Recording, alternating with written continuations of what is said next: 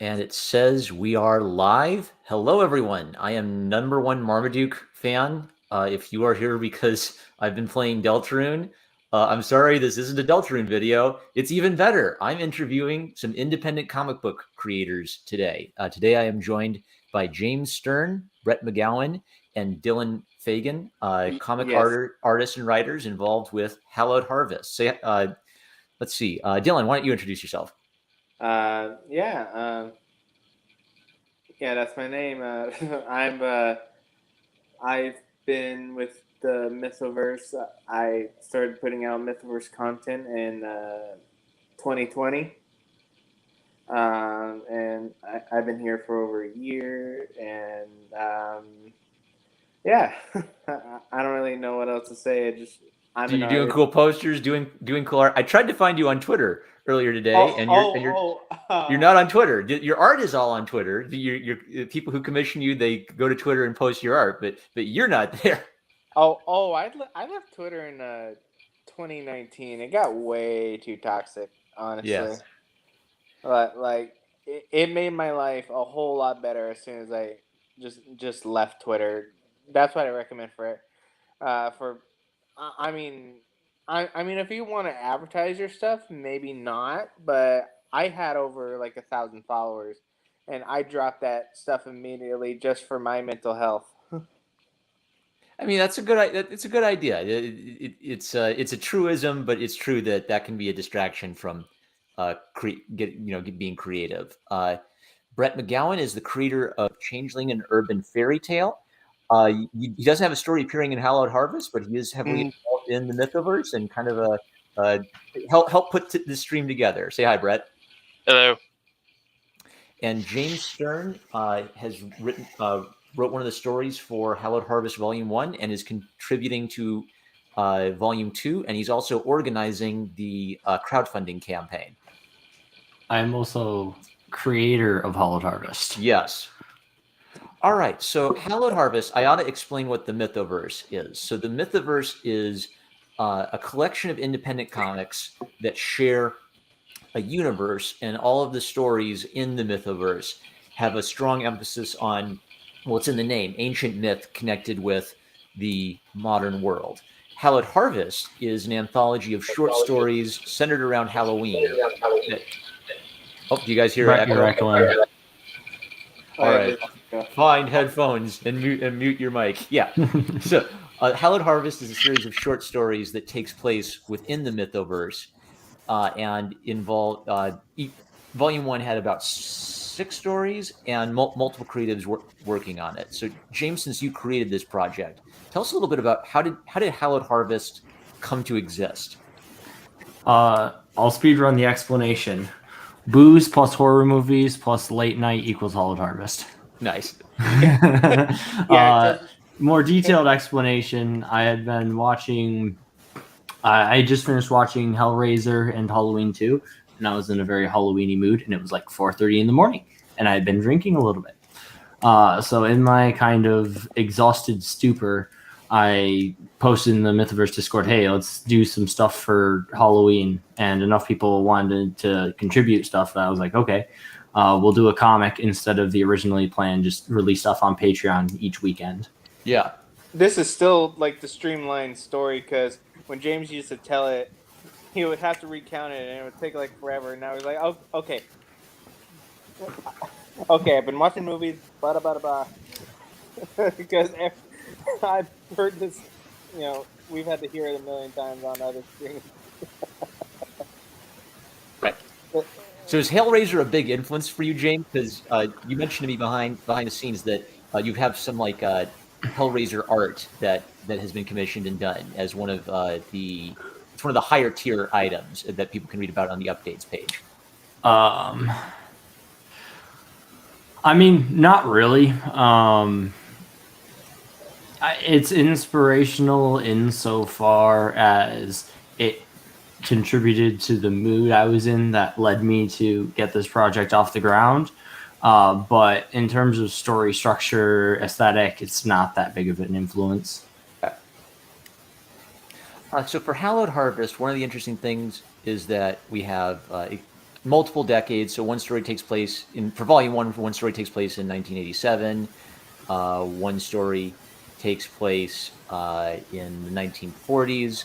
So how do you and the writers in the Discord chat communicate about what you want to do? Do people just say, "Hey, I've got an idea over here. I've got an idea over here"? Do you ever like guide people who are contributing to Hallowed Harvest and give them suggestions on what to explore?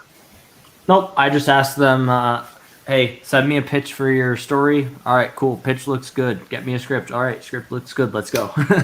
Nice. So I thought it'd be fun for us to flip through Hallowed Harvest Volume 1 and maybe, Yeah. especially for the stories you guys worked on, but maybe for any stories you didn't work on, maybe you have some thoughts or cool behind the scenes stuff to share. So October 1987, the story and art is by Dylan Fagan. So it's I always wonder who interesting. that is.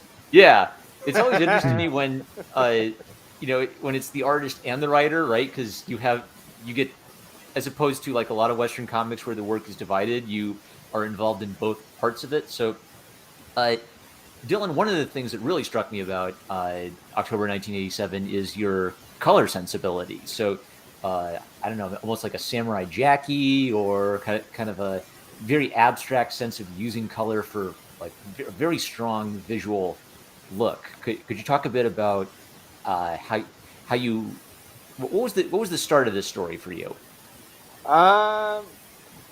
I actually came up with this after I had like a whole other script like ready to go, and it was really bad. I'm like, and then I went to Dan like, hey, do you think I could do something with paladins? And so I pitched the idea. I did stuff with the characters, and for the colors you mentioned, I actually got inspired by like the Tomb of Dracula comics from the 1970s. Nice. Yeah, it's and you also even kind of like in the half tone dot patterns. Yeah, I mean that's a good idea. Is to look at looking at Tomb of Dracula. You're looking at a source of inspiration that really fits with the subject matter you're exploring. So Yeah. one of the things that interests me about the paladins in the Adobe Kroger novel and the Adobe Kroger comics is they're kind of a complex organization. Like they're fighting evil, right? But sometimes they step on the toes of innocent people while they're fighting vampires. And I noticed that you talk a bit about maybe a blurring of the line between black and white for these characters. Did you come up with these characters on your own? Uh, did, Uh, the older guy is a completely original creation by me. The younger guy right there, he is Dan's creation, and he will feature prominently in later Mythoverse stories, which I can't really go into right Yeah, there's now. still a secret, right?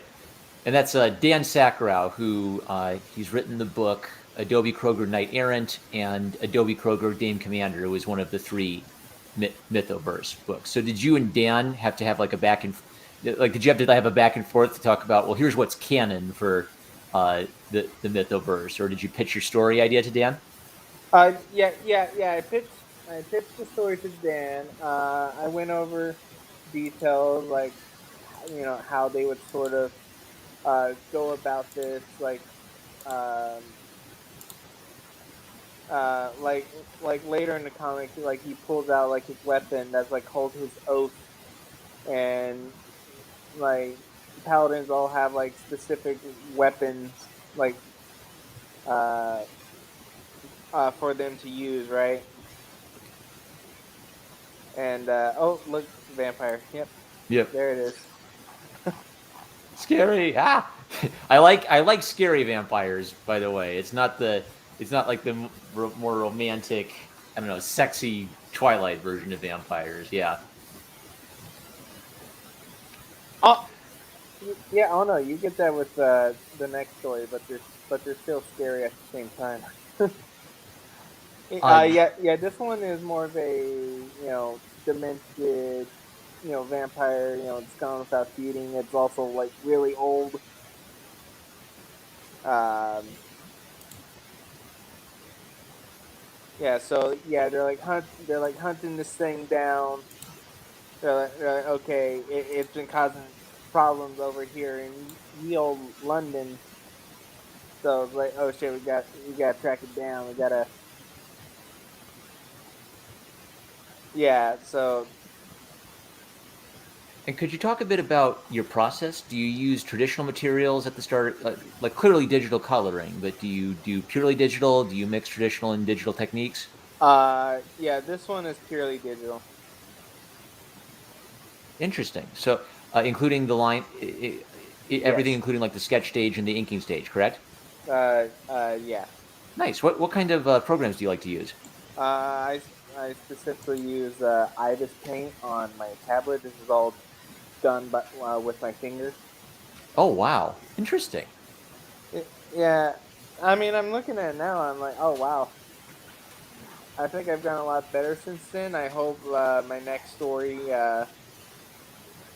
at least artistically, blows this one out of the water. Yeah. Well, I think so. Maybe this is a good segue. So, 1987 was your story for Volume One. Could you tell us a little bit about your process for the story you're writing for Volume Two?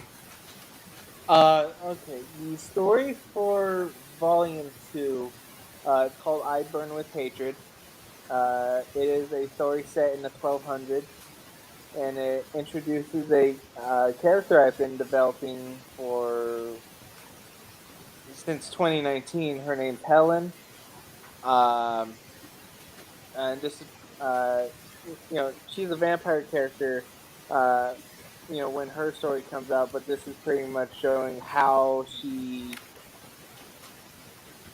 became that way, and it's gonna be like this revenge story and stuff. And the yeah, in the story, yeah, it doesn't show her right away. That's her brother right there. Hmm. Um, uh, but all these horrible, like terrible things happen to her, and her family, or the family she married into, and I want to make her revenge quest like as justified as possible. You know what I mean? Yeah, and I noticed here. So it's kind of like you still have a really strong sense of symbolic color, right? Like bright yellows, bright reds. It really pops. But maybe you're yeah, I'd say maybe like a little bit more refined. Like I always like seeing artists continue to work and continue to refine it. So things like like the green hand, right? Like using that kind of like for like a sickly symbolic feeling. So Well, yeah. When it comes to colors, I sort of like take like inspiration from things like JoJo's Bizarre Adventure, where the color doesn't have to be like consistent, but it has to like invoke like the mood. Uh, you know, just so things can, uh, so I can express how things, the mood of the scene. and would you say you're more? Do you write? Do you write it out and then draw it, or are you more the type who starts coming up with ideas for the story as you're drawing it out? A bit of both. See, I write the script, and then as I'm drawing it, I'll like make some sort of change, whether it's like how it's drawn or what's going on or the dialogue. Like the best part about being like both artist and writer is that you get to you know make the edits as you're making it, and it's like really hard to write dialogue like just on a script. Um, so the script dialogue is basically like a stand-in, because if you actually look at the script for I Burn with Hatred, the dialogue is drastically different. So yeah, it's a bit of both. All right. Do you guys want to keep looking at Volume One, or would you start maybe like to talk a little bit more about Volume Two now? I'll kind of like let you guys have some input. I think talking about volume 2 would be good, since that's All right. what we're here to what we're here to discuss. All right. So we've talked about Dylan's story. So this might be a good question for Brett. So my best worst Halloween features the character Maeve McKenzie, and I've joked about how Twitter, like, she's my top waifu from the Mythoverse books. Maeve, her story was featured in Changeling and Urban Fairy Tale, and my best worst Halloween is going to be a short story uh, about this character. Brett, you've created this character. The artist and writer for this story is Ginger Foxy. So do you communicate with Ginger Foxy about like her process? Do you have like a giant rubber stamp and you have to stamp things that involve your characters, or are you a little bit more open when working with people about your character?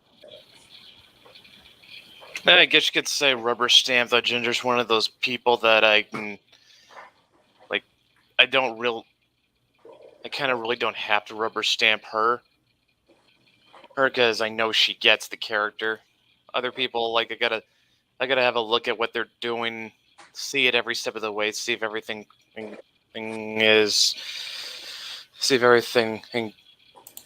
like falls in place with what I've established so far. Yeah. Yeah, he's talking about me. I'm like the one other person who's like written from Nate.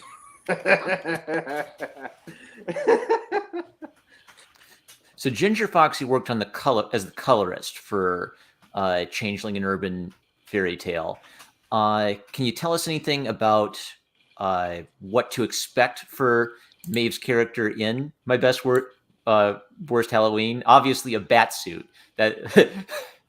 I'm noticing a pattern of Maeve getting very cute and memorable outfits throughout the stories. That was, like I said, this whole comic is 100% Ginger. She strikes fear into the hearts. Oh, no. So James, as the organizer, can you tell us a little bit? I think some people might be interested in maybe kind of like the down to earth business side of comics. Juggling everything, juggling a real world job, juggling publishing the thing. Yes. What have you learned, like trying to talk to different creative people about who are all doing their own independent projects and organizing it all?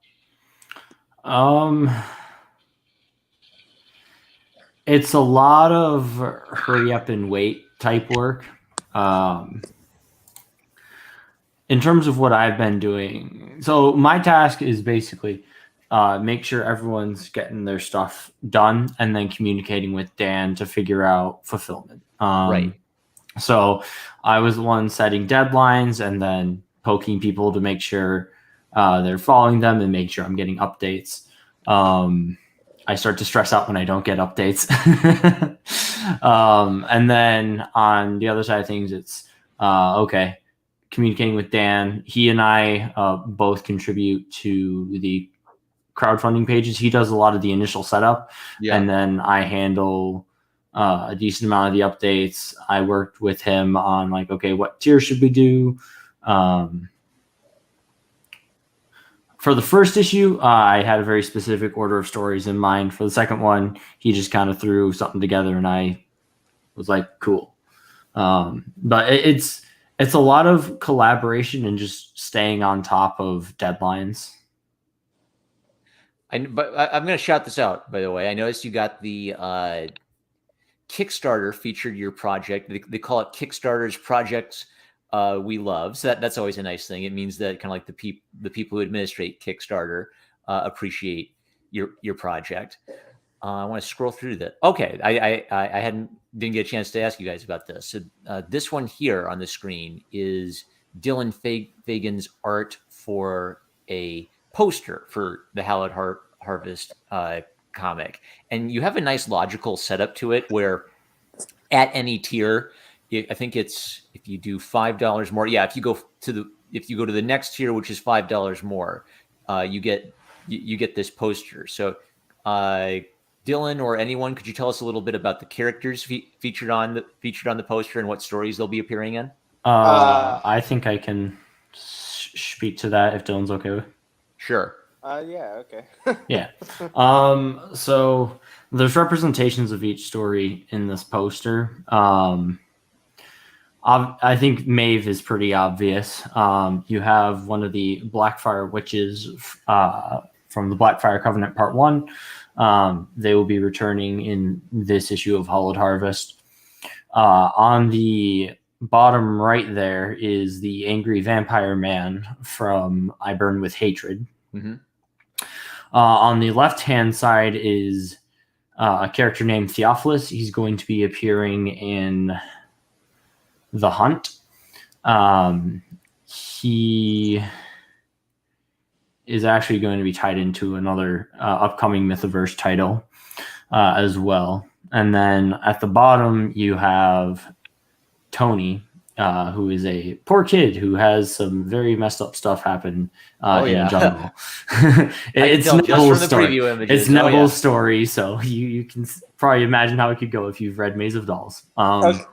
Yeah, and then he has a heart carved on his chest to represent James's other story. Yeah, so the investigation, the heart engraved in blood is significant.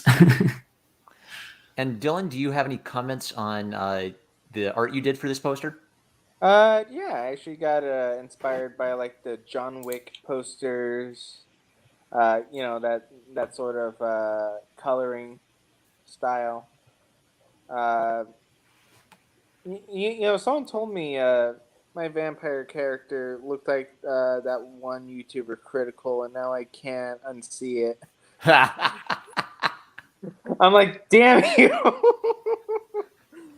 Cannot unsee. I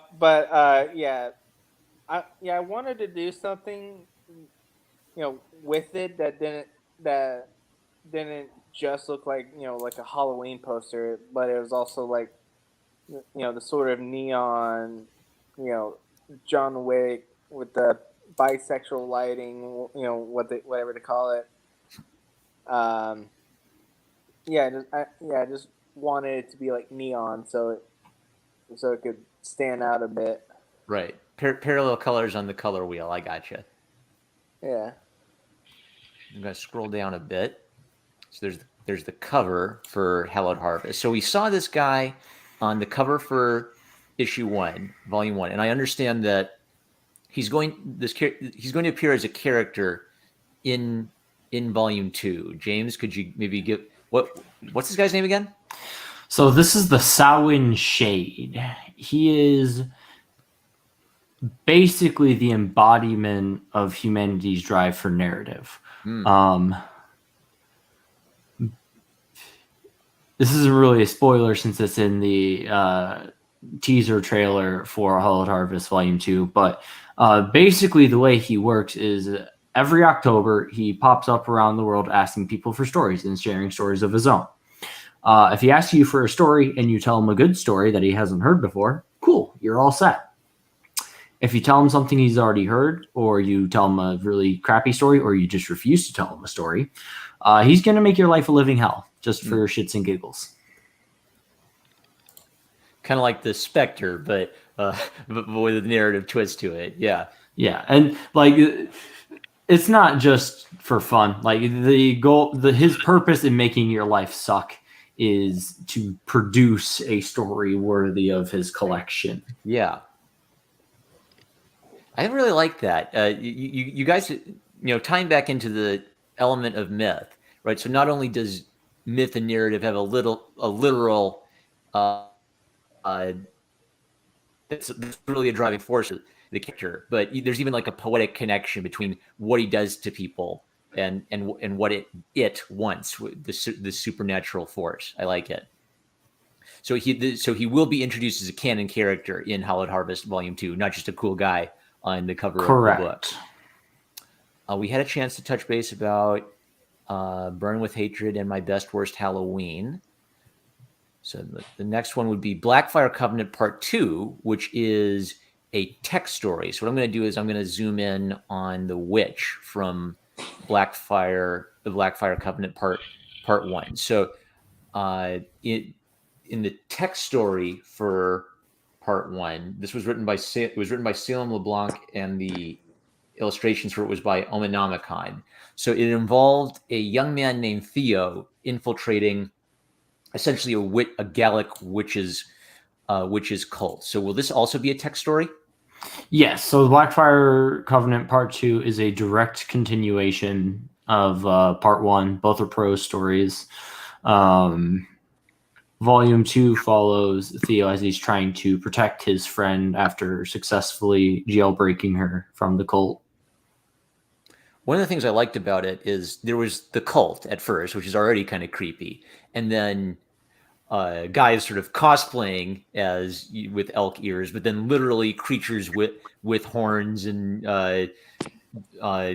unearthly skin, right? So it's sort of like it got deeper and deeper and deeper, and then it leaves you off with the cliffhanger that now all the witches are coming after the protagonist. So, one of the other things that was interesting to me is this. It was actually kind of like an old tradition for kids comics, is they would almost always have a text story. Now, back in the day, I think it had something to do legally. They could legally classify something as children's literature if it included a short story. How do you guys decide, whether to include a prose story, or, do you have to decide on like a ratio between prose stories and comic stories? Do you just have some writers who prefer the format? It's really just what people want to bring to the table. Both years, Salem wanted to bring prose, and I'm okay with doing mixed media projects. So we had that. Obviously, since it's primary, like it's still a comic book, so we ideally want to have significantly more pages of pictures than of just pure text. But if the prose story is good, I want to include it because it's quality entertainment. Yeah. Do you ever work as an editor on any of these stories? So actually, yes, I do.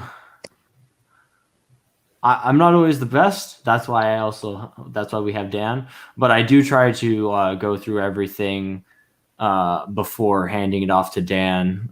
So if Salem ends up showing up, you can ask him. But before sending off the Blackfire Covenant Part 2 to Dan, I sat down with him and spent like probably an hour doing edits and reading it over, making sure it was all good, both in terms of word flow, sentence structure, punctuation, all that important stuff.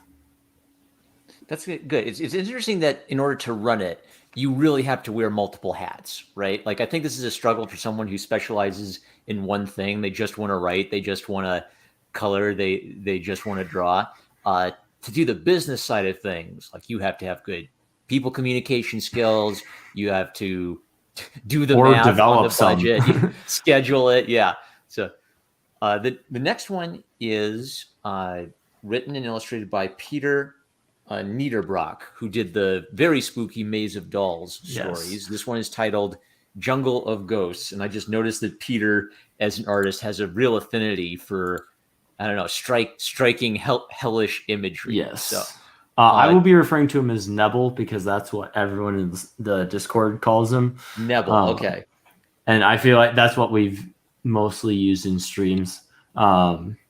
So yeah, Nebel definitely has a sense for the macabre.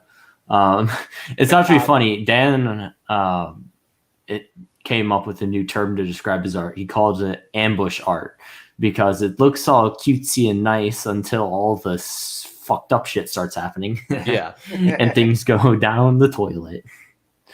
Like it lulls you in with this cutesy, oh, this could totally be a children's story. Nope. I scroll that up. Okay. This one. There's a YouTube thumbnail right there. I'm scrolling away. Let's just grab the eyes. Yes, grab the eyes from behind. Yes, totally cutesy art style. Did you have any like back and forth with Peter about this one?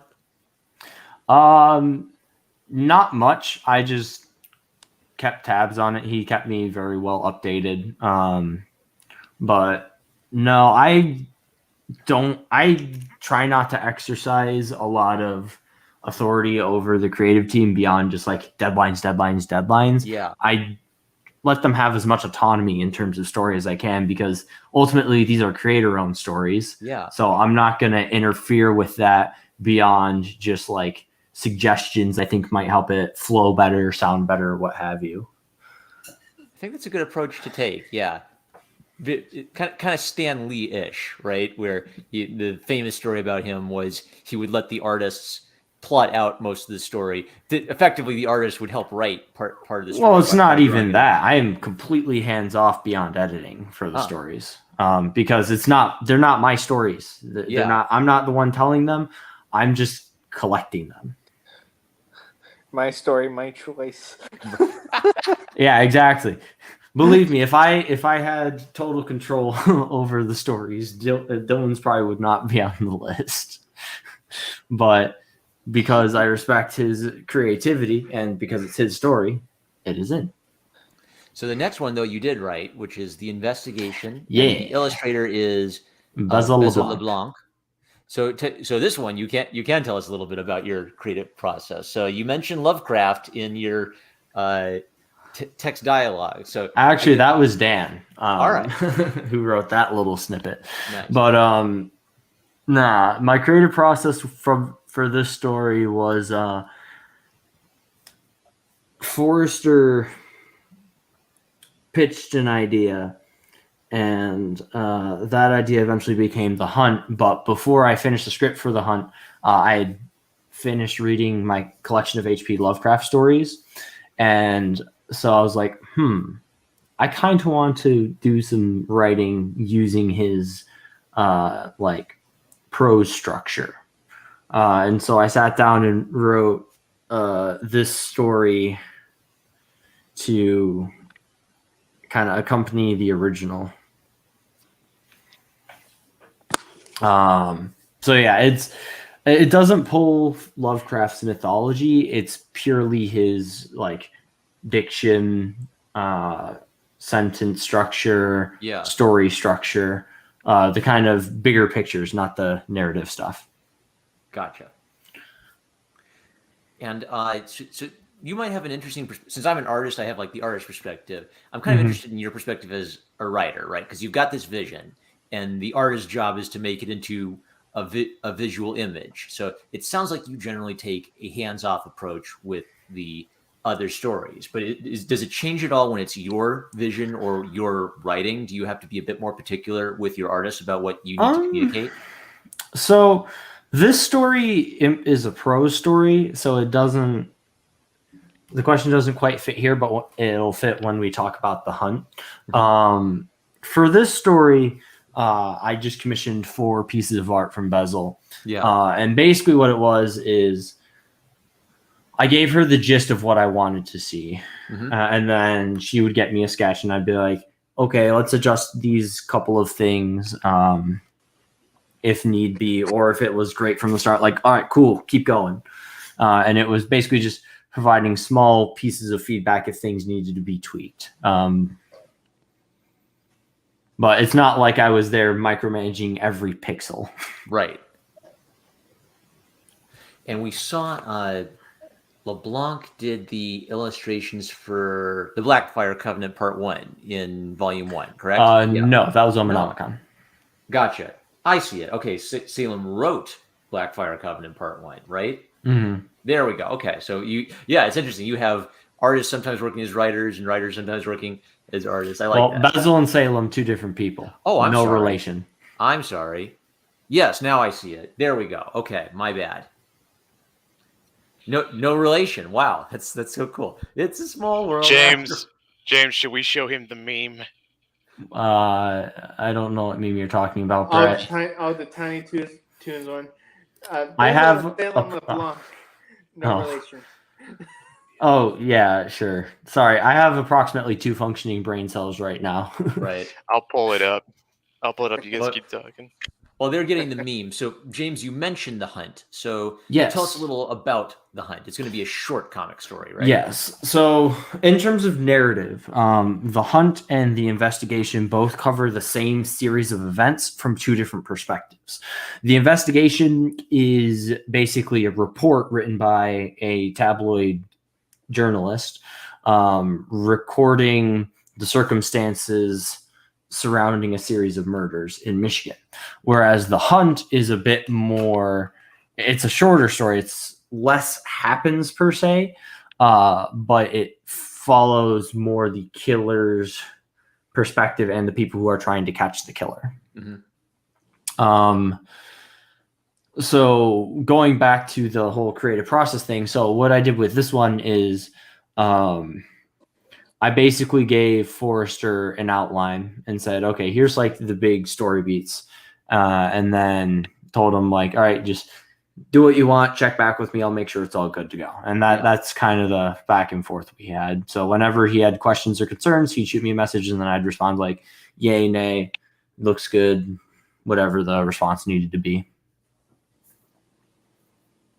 Interesting. So a continuation of that, allowing a lot of creative freedom motif I've noticed, right? Yeah, well, because I'm not an artist. I don't know how to draw. I can have ideas, like I can visualize camera angles and like rough composition, but someone who's actually done art and understands art will always have a better idea of flow and a better idea of how to construct things than I will. The best I can hope for is like my guidance sticks and like my guidance leads to something good. That happened with the Halloween Traditions from Volume 1, where I was like, hey, artist, can you make sure you use a lot of warm colors mixed with the cool colors so that there's always that sense of security in each page, if not each panel? And then he did that and it turned out really well. Right. So this is what I'm looking at now is the alternate cover for Work in Progress. Work in Progress. Okay. There's a much more updated, much more visceral version. It's almost done. Okay. Yeah, it looks drastically different too. Like it's insane. Okay. So this is a variant cover. Is this going to be exclusive to the Kickstarter campaign? Yes. Okay. Featuring Adobe Kroger and kind of an homage to Adobe Kroger issue 1. Yes. Who's the artist on this one? Xenolith. Xenolith. Okay. Me and Xenolith. Gotcha. Combo. All right. So I think we've touched on most of the stories in Volume 2. Maybe James, this would be a good question for you. Do you want to say anything about like the audience for Hallowed Harvest? I believe something you mentioned to me is that Hallowed Harvest Volume 1, you wouldn't have any problem giving that to a 10-year-old. This one, it's probably more of an older teen book. Yeah. So I like would. Hallowed Harvest. Yeah. So, Volume 2. Myself. Yes, Volume 2 is like hard R, officially 18 plus because Dylan's story has nudity. Realistically, 15 or 16 and up will probably enjoy it. But because age restrictions and content warnings 18 plus. We do plan on having a censored version. Yes. Yeah, and it's specifically just my story that's getting censored. Yeah. The lone man. Yes. Everyone else is like, let's keep it like PG-13. Nebel, because violence might be on the edge of R. And then you have Dylan. But no. So, yeah. Like, realistically, I'd say audience is probably 15 or 16 plus. Okay. Kind of in the Berserk territory. Yeah. Right? Okay. Yeah. Also, most of that or less than that? I'd say about the same. Okay. Also, modifier to what you said. Just because I said I wouldn't have an issue giving Volume 1 to a 10-year-old doesn't mean you should.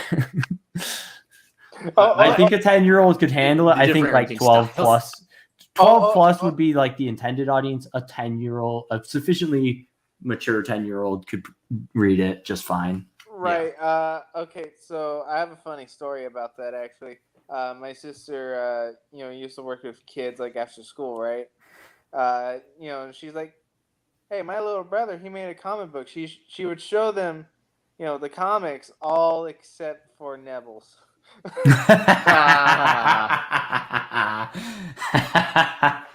That works. That fits so well. Parental discretion. Yeah. There's a reason we call Nebel the Eldritch Abomination. Okay. All right. So we've touched on most of this. I think all of the stories we're going to see in Volume 2. I wanted to showcase this because this was kind of interesting. You've got one of the kind of like special perks is there are going to be 10, like a very limited, like 10 issues printed of an alternate cover. I'm not a big horror movie buff, so I owe this to James Stern educating me behind the scenes. But this is an homage to like the famous movie poster for Hellraiser,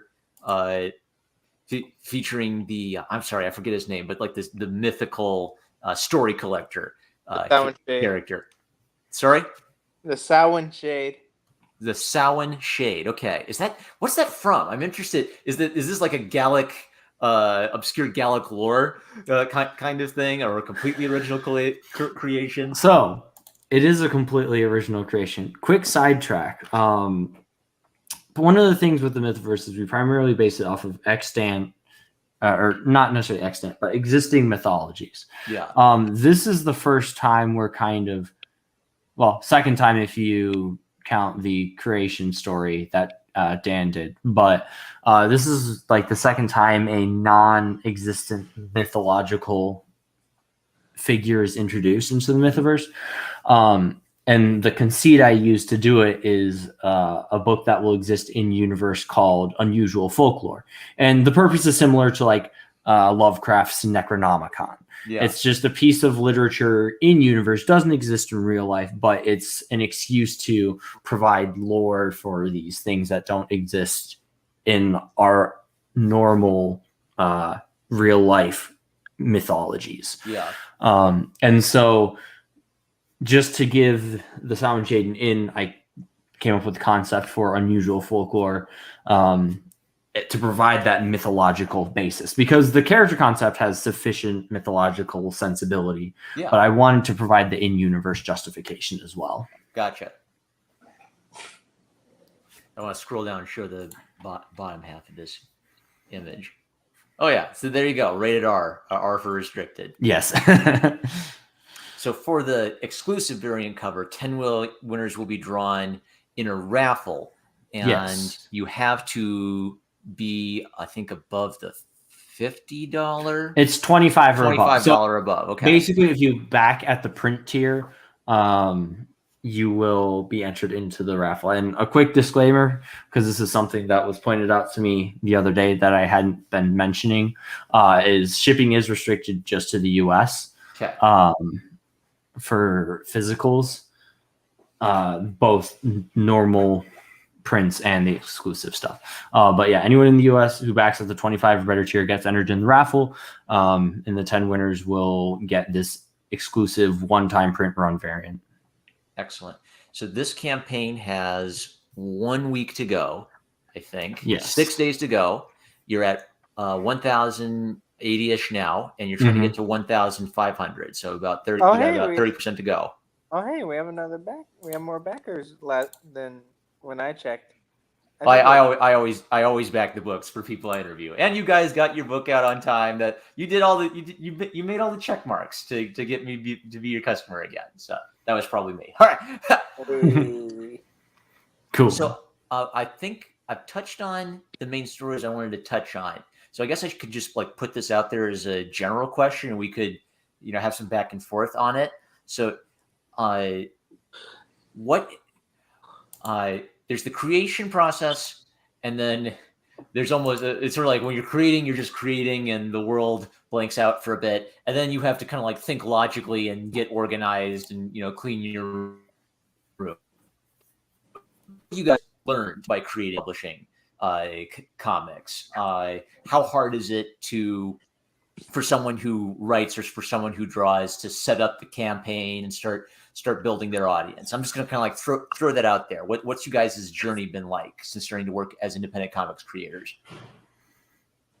I'd say biggest thing is community is critical, both in terms of the creators you surround yourself with and your audience. On the creator side, one of the things that's allowed the Mythoverse to have the success it has is because there's enough people with varying skill sets that we can kind of delegate tasks. So Dan handles a lot of the business stuff. He does he handles a lot of the crowdfunding campaigns. He handles a lot of the fulfillment. Whereas Brett's really good with social media. So he's our PR manager. He handles a lot of that stuff. And then what else? So like for me, it was incredibly helpful to have Dan to help me with a lot of setting up the crowdfunding. He's been very helpful just in like giving me tips on managing the team. As an editor, he's fantastic. So like having a good community of people to supplement your skill set is very important. And do you tend to use Discord as your big tool for organizing people, or do you have to communicate with them in other ways? We primarily use Discord because that's just kind of where the creator community coalesced. Gotcha. Dylan, so maybe it's the same question for you. What have you kind of like learned or grown as an artist and a writer working as an independent comics creator? Actually, before the Mythoverse, I had never actually outright done a script before. Like Interesting. I had to learn like on the field, kind of. Like I actually learned from example, like looking at like Brett's like scripts and stuff, and I went from there, sort of developed into my own thing. And as an artist, I really do feel like doing all of this has helped me grow significantly. And I honestly could not be more thankful for, you know, being a part of the Mythoverse, creating this world with other people, and doing like a whole big anthology. It's like it's honestly amazing. Like I love the Mythoverse. It's Yeah. like I couldn't ask for anything better. Brett, I'm kind of interested in your perspective too, because you're one of the one of the first three people to work on the first Mythoverse collection. It's kind of like for you, your characters now getting picked up and used in memes, written about by other people. So I think that's like an interesting thing for a lot of people. Like a lot of people, if they're independent creators, it's often very focused on just their independent creation, almost like completely in isolation. And your creation is now starting to get maybe a bit of a life of its own, and is starting to be worked on with other people. Has this been a learning experience for you? I don't know about learning, but it's definitely been a good experience so far. I mean, as far as like Maeve's story goes, like their main, like, I am gonna get the final say on where her story ends ultimately. But other people coming in and telling like side stories that can just fill in gaps where I just don't have the time or space to. Yeah, I've got no problem with that. But the thing I really like most about Hallowed Harvest is that it shows is that the Mythoverse isn't going to live and die with me, Matt, and Dan, because what we want is for this thing to be able to carry on should we ever find ourselves having to leave. Yeah.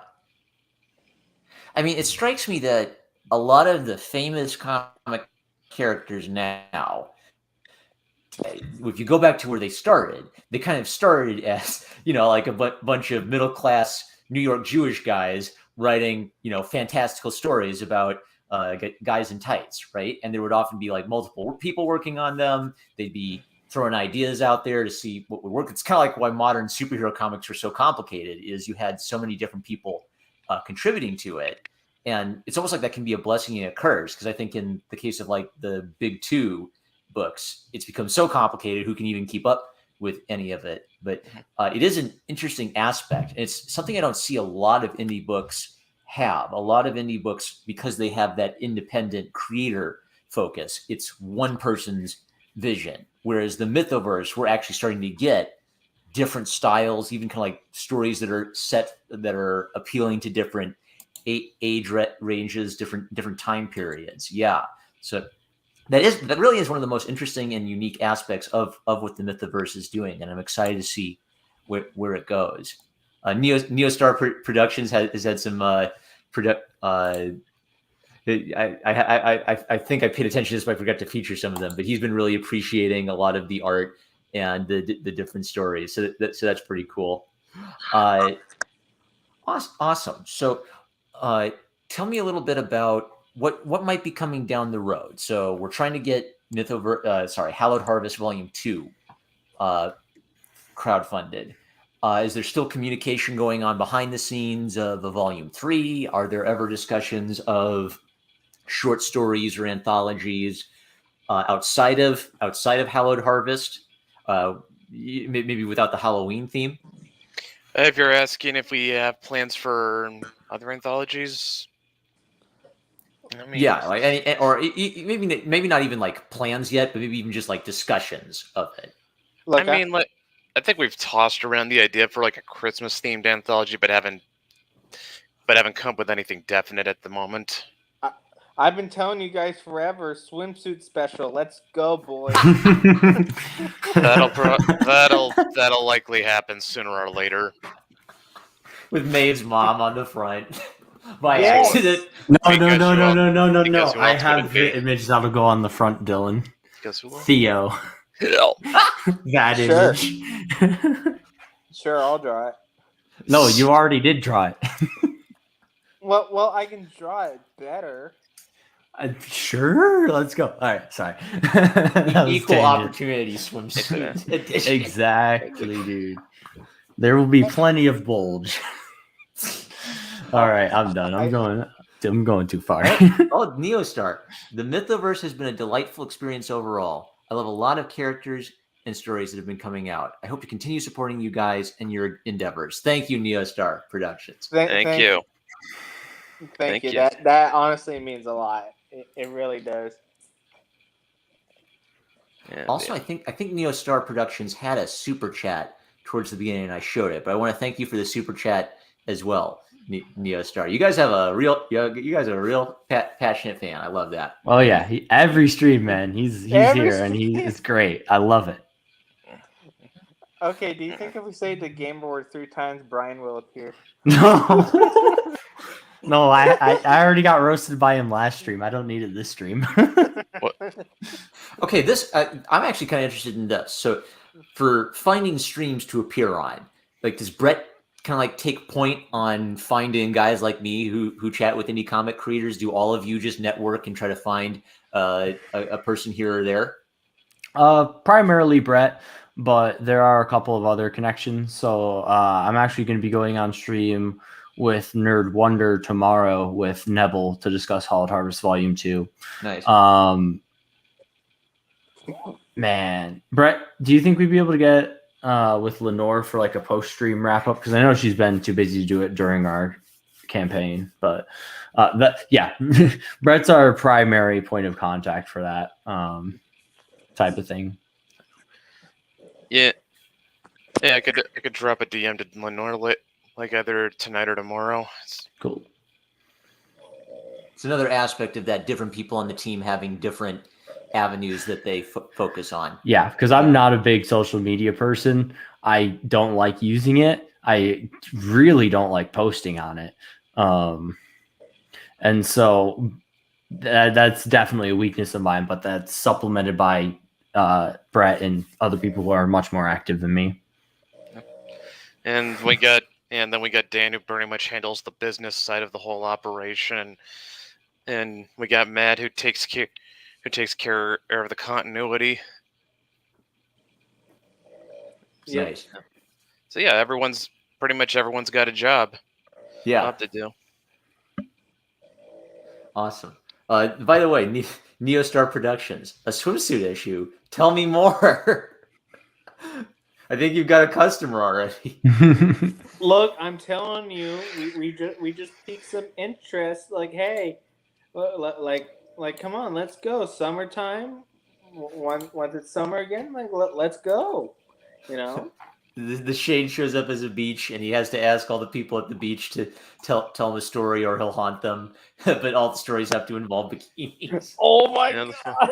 The funny thing about the shade is like that whole thing where you got to tell him a story, or else he'll make you the story. Right. Maybe this has something to do with how my brain works, but it reminds me a bit of Hunter S. Thompson.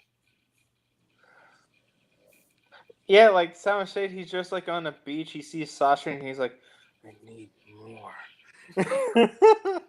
I mean, you could also always do a non-canon thing, right? Like if a big deal of the Mythoverse is it takes place in the same universe, you could have a what if Mythoverse story where it's just completely upside down and backwards and different from what you normally do. I don't think we'd. I don't think we're gonna do anything like that, just because. Well, I mean, unless it's like outside of like the realm of like parody, like Mytho Chibis. Right. We won't do alternate universes Okay. unless it's Yeah. I'll throw it out there because you guys can copyright it. You should call it the What If-overse. But yeah, Dan and I'm kind of more or less of the same mind as him. Like, just the idea of multiverses. Like, yeah, it was cool at one point, but now it's become a little made like overdone. Yeah, it's like overdone to the point where it makes like the main continuity like less special. Like now all of a sudden the stakes matter less because if a character dies, you can just grab another version of them from another universe, and it's like they were never really dead. Yeah, 1,000 Supermen, right? But and I was thinking more like if you wanted to do something as a one-off that was maybe just too goofy for more like the realm of parody. Yeah.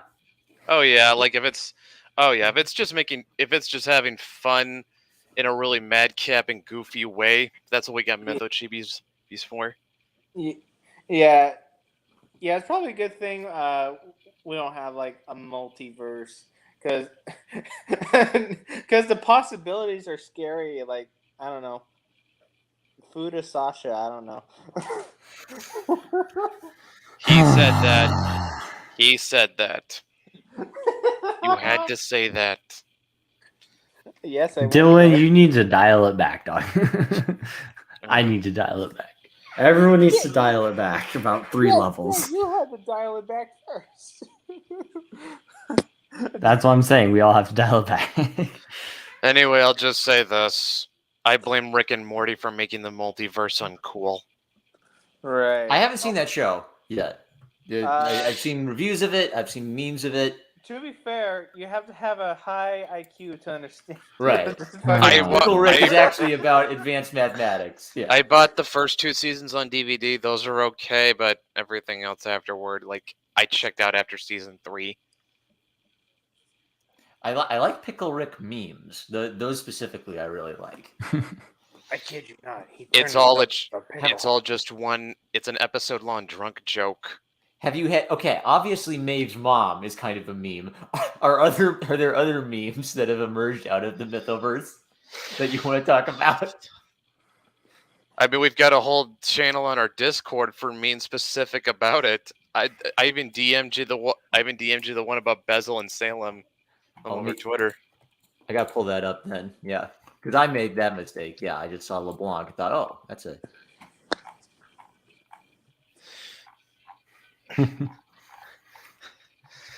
I mean, yeah, there are some memes. It's inactive, but there is a cult dedicated to bees in the Mythoverse server. Spawned from me playing Minecraft. It hasn't been updated forever. I do like Sasha and like this bee costume. I need to like draw like another one. We just gotta draw all the draw Adobe, and she's so upset she has to wear the costume. like Give her a banjo to cover herself. Yeah, banjo. I found another one that Ginger made. You'll probably recognize the format. I'm trying to save your. Okay. I'm trying to save your meme. Hold on a second. Oh, I just opened in another tab. So I know we're super far off topic, but I would like to talk about some of the value from the Kickstarter, if that's okay. Sure thing. Good. Because holy cow. Yeah. Okay. So like bang for your buck. So let me actually Yes. redirect over to. I think if I click back this project, I'll see all the tiers, right? Yeah. You should just be able to scroll down the right side, but yeah. Okay, that would have it too. So $1 is basically a donation. Everything $5 or more gets you the All Hallows digital. So over 100 pages of comics and story for $5. So pretty good. Pretty good. Or start. even better, the $10 tier, especially if you haven't backed anything Mythoverse related or you're new to the Mythoverse. $10, you'll get everything we've published so far. That is over 350 pages of content for $10. Including including the mainline Mythoverse books. Yes, so you get Adobe Kroger 1 and 2, Mythics 1 and 2, Changeling 1, Narratus Mythological 1, 2, Dropping Out, which is a standalone story that ties into Adobe Kroger, Triple Crown, Chapter 1, which is our serial racing manga, and then Mytho Chippies, which is our ongoing gag comic. Yeah. And then the print starts at the 25 tier and higher. And that's for the print edition of Volume 2. And then everything else is essentially variations on, so like there's the variant cover. There are tiers where you can get one of the books and the poster, or both of the books and the poster. It's hard to describe it in words, but if you go down and scroll through it, it all makes perfect. Yeah, it's a lot of a lot of options, but it all builds on itself. So it's just basically you can kind of mix and match what you want to get. And if they wanted to enter the raffle, they'd have to enter at the 25 or more tier. Correct. Okay. So to have a chance to win one of the 10 exclusive copies with the variant cover, you have to back at the All Hallows print or the All Hallows print variant or higher. Okay. So the standard cover is the one we saw of the shade, correct? Correct. On page. And the variant cover would be Zombie Adobe Kroger, where we saw the work in progress of that on the page. Yes. The poster is Dylan Fagan's image that we were hovering over earlier of the entire cast, kind of like the blue and purple color motif. So you get the standard cover with the poster, you get the variant cover with the poster. The print catch-up pack, you get a print copy of Hallowed Harvest Volume 1 and all of but everything 25 and up, you're getting everything with the $10 digital tier included, which is nice because sometimes I go and I buy one and then I didn't get the digital and I'm upset, right? So it's nice that you have that included, so it's all in one thing. Yeah. In terms of digital, it all builds. So you back at $5, you get one Hallowed Harvest 1 and 2. You back at 10, you get all the stuff we published digitally. Anything above 10, you're guaranteed all that digital stuff. And then the prints kind of build on each other. So we have the Hallows print catch-up pack or the variant, or both variants, whatever you want to mix and match, to get you both copies of Hallowed Harvest Volume 1 and Hallowed Harvest Volume 2. Right. They're both two comics for $35. It's just you can choose whether you want to collect the variant if you're a variant guy like me, or if you want to get the print edition of Volume 1 if you want the physical edition and read the whole story. The print catch-up pack variant. Okay, wait. Oh, I see. Oh, yeah. So that's the same thing, but with the Adobe Kroger cover. $40, you get the poster and the print catch-up, and $45, you get. Yeah, I think the next super unique one is the $90 tier, because the rest of this is all just the rest. That's going to be kind of like variations of just like gradually stacking. So the $90 tier is the Mythoverse print catch-up pack. So this is a print edition of all of these books from the original Mythoverse line and everything from the $35 tier. Correct. Yep. So $90, you get over 350 pages of printed content. Okay. Now the variations on this are just you can pick the regular cover or the variant cover. And either way, it's the same bang for your buck. Mm-hmm. And 95 is the poster. Yes. Okay. And then 100 is like you get both variants. 105 you get a variant and a poster or whatever. The next big one is the $150 tier, which is a trick or treat pack. So you, instead of getting one printed copy of everything, you get two, which you can then give to friends, coworkers, or if you really hate children, you can give the books to children as well. Buy one, get one half off. Exactly. Yeah. Buy one, give trauma to a child. And okay, so the nice thing about the poster is if you want the poster, just look for something that says poster, and it's always just $5 more than the previous tier. Okay. All right, so that would be like the ultimate get everything in one go. Yeah. Mm-hmm. All right. Yeah. For trick or treaters, well, are they trick or treaters that you hate, or would it be one trick or treater that you either really love or really, really hate? Because you'd have it just for one trick or treater. There's you're like giving out candy, right? And there's like, oh, there's that little annoying kid from across the street. Better traumatize them with this comic book. Maybe they'd be into it. Some kids, when I was an art tutor, some kids would just come up with the most violent R-rated action movie kid stories I had ever seen, and I was digging every minute of it. Yep. Fantastic. All right, so so I kind of did a bad job mangling it and trying to describe it verbally, but it's actually very logically laid out. And so, example, for someone like me, I backed Volume 1, so I can easily just find the version that's Volume 2 in the variant and choose that one. If you're a digital comics enthusiast, you could stop at the $10 tier and just get a nice collection of digital comics to catch you up and see the new content. But the basic point is you're offering really good bang for your buck in terms of a number of pages per dollar spent, right? Like I've seen other independent comics where it'll be like $25 for a 24-page book, and all you get is the floppy comic. You're making an effort to add, like bonus value to it, which I appreciate. So I can beat Brett to it. Our goal is to provide maximum bang for minimum buck. Right. All right, fantastic. So for people in the chat, I have linked to the Kickstarter page for Hallowed Harvest Volume 2 in the description. It has 6 days to go. So I'd kind of like to give a chance to just turn the floor over to you guys and give you a chance to say anything you want, or point out anything important you'd like the audience to know about your work as comic creators. Well, I think just one thing, like our goal with this project is like it's the same mission statement as Volume 1, but it's to provide quality content that celebrates the Halloween season and is set in the Mythoverse. Those are like the 3 core tenets of this work. So if you like good stories, we aim to provide. If you like Halloween, we'll definitely be providing.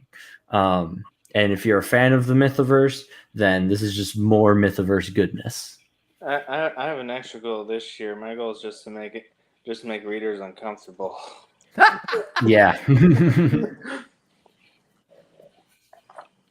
It'd be better if you did it in Rolf's voice. I can't change my profile picture. I have to log in and stuff. I did this as like a joke, and now I can't change it unless I sign up. You're Rolf forever. Yes, Ed boy. Maybe the shade is messing with you. He's cursing you to be Rolf. Yes. You shouldn't have spurned that green cloaked man, Dylan. Okay. No, he asked for a story. I just give him Ed and Eddie on Blu-ray. I'm like, here you go, just take it. He's like, I've seen this before. The three-headed Rolf yawn, says Dominic Powell. Life has many doors, Ed Boys, says Neostar Productions. God, I have my nephew here. He's like listening to like all the chats right now. He's like, oh god. And now I can't hear. Oh, he turned his headphones up. Okay. I go. And it's not even that loud, this song. Alright, feed the dogs. Okay. So Uncle Dylan's introducing his nephew to the comics world today, right? Yes, this is the debut of what's his face, Dylan's nephew. He will be contributing. Dylan Jr. Dylan Jr. No. No. There's two of them. He's telling me no. Well, all joking aside, I'm really excited for Volume 2. I really enjoyed each of the stories, like reading each of the stories that was put into it. So I think the audience will enjoy it as well. And I think I saw an update that said the stories are all complete for it, correct? Yes. All stories are complete. So, yeah. All stories are complete. Last I checked with Dan, he was placing. He should have put in an order last night to get some print proofs ready. So all goes well. I'll have those the first or second week of October. And then once we verify those are all in good shape, we put in our print orders, and that should allow us to have everything set to go, and like print should be in people's hand by Halloween. Yep. And I want to emphasize this because I think some people might be hesitant to back indie books because they're worried about fulfillment. You guys fulfilled your project. You got it done. You got it out. I have it in my hands, and you've made an effort to get everything done before going to printers. So it's sort of like this diminishes the risk of backing compared to other books where I've heard horror stories where the crowdfunding gets done and then the creator's just on Twitter all day, not working on it. So you've actually made an effort to get that done up front, which I appreciate in the indie comic crowdfunding space.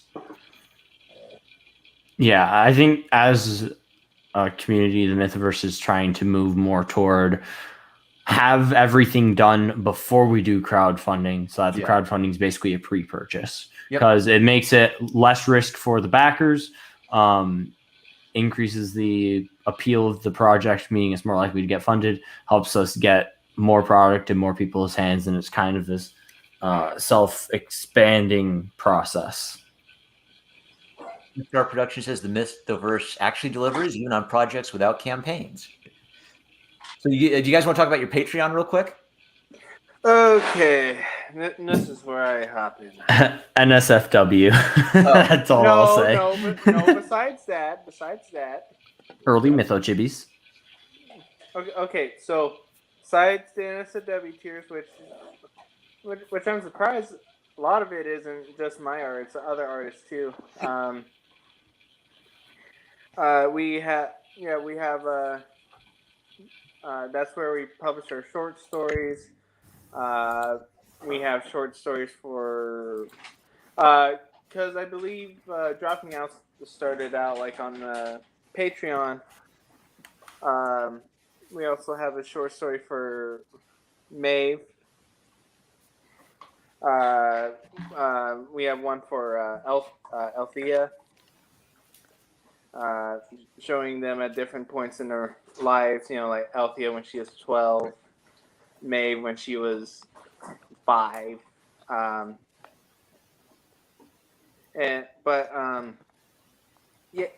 would. And we also have some stories where we're branching out and exploring like new characters, different settings, and I would highly recommend checking out the Patreon, because we do have quality content on there. I'm not just saying that to shill it, but we really do, and I'm not just patting myself on the back, but we've got a lot of cool stuff that I think the readers will really enjoy. and whether it's through the Kickstarter or the Patreon, every person who backs it helps a ton, and we're all really grateful for every set of eyes on the Mythoverse. Fantastic. Brett, did you have any thoughts you wanted to share? I think James and Dylan have said everything that could be said. All right. Well, I'm looking forward to Hallowed Harvest Volume 2. Links are in the description for the crowdfunding campaign. Even if you can't afford to fund an indie comic right now, these projects are very much helped by you just like sharing, retweeting if you're on Twitter. Write a Facebook post with minions in it for your boomer relatives, right? But I can say I really enjoyed Hallowed Harvest Volume 1. I'm not even a big Halloween spooky guy, and I got stories which creeped me out. I got stories which I found kind of like wholesome and down to earth. And so I would say give it a look. And Neostar Productions has a thought for us. He says, indeed, it's more effective to at least have most, if not all, of the book completed before starting the campaign. Thank you, Neostar Productions, for being a super fan of comics. You illustrate what I talk about perfectly.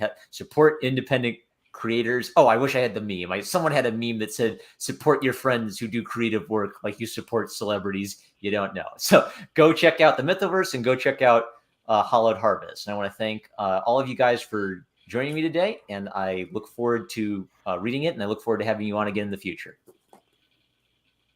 Yeah, well, thanks for having us on. It was a lot of fun. You're welcome. All right, bye-bye, everybody.